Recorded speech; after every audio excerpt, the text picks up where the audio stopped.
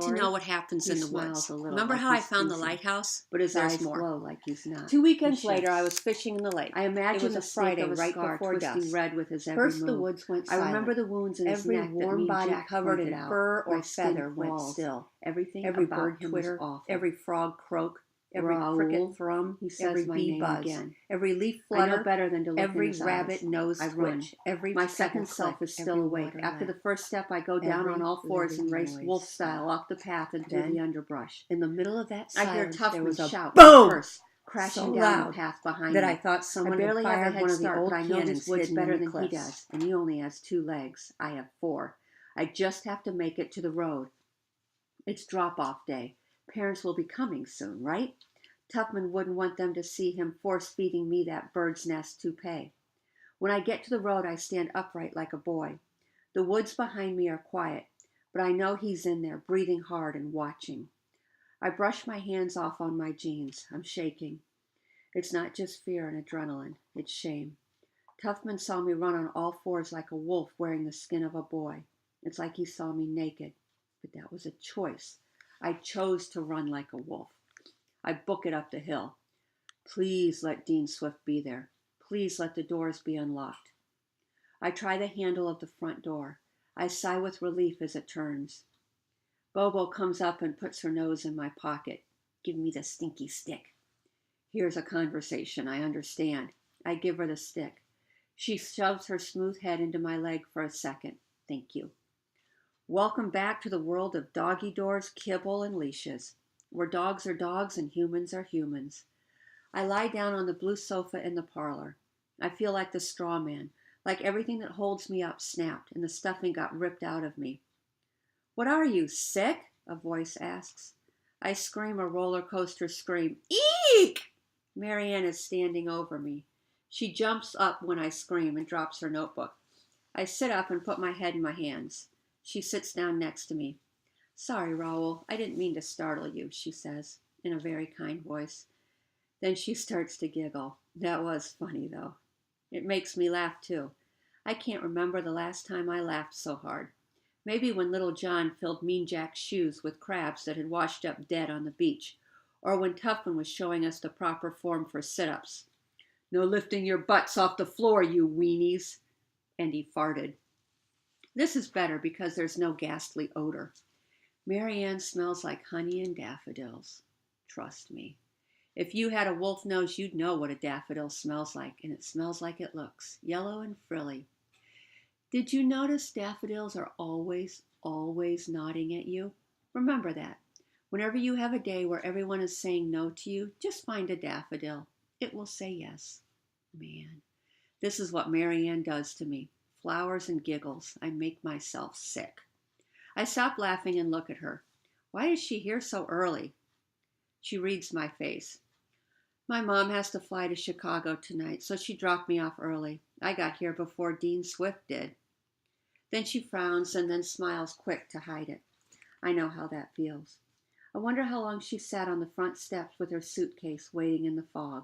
No wolf coat to keep her warm. I pat her on the shoulder. No big deal, I'm working on a novel, she says. I have the setting, Norway, and the villain, a sorcerer named Rodrigo who has a secret formula that will turn the world into a huge ocean. I have a heroine, a mermaid whose parents work for Rodrigo. But I need a hero. She looks at me for a long time. Her eyes get very small, like she's thinking hard. You could be a hero, she says slowly. I look down at my hands. I got a few cuts during that tussle with the rabbit. Do not, I repeat, do not get the wrong end of a rabbit that doesn't want to be eaten. Marianne's words make me feel so good it's embarrassing. I want to float away and bury my head under a pile of blankets at the same time. Then I hear Marianne sigh. No, she says in her serious voice. No, the hero needs to be more, She pauses, scratching her chin. More what exactly? What is the word I'm looking for? I feel a little irritated. I watch her from the corner of my eye. Just because I don't talk much doesn't mean I can't hear. More heroic, she says finally. You'll make a fine helper for the mermaid, but the hero needs to be more... There's only the one word for it, isn't there? I get up from the couch and head up to the bathroom to take a shower. What a day. 5 minutes of conversation with Tufman and I felt like I'd been doing Sudoku for 3 hours straight. 5 minutes of conversation with Marianne and I went from king of the world to feeling like a worm a bird pecked in half and then left because it didn't taste good enough. There's been too much talking already today and I haven't even said a word.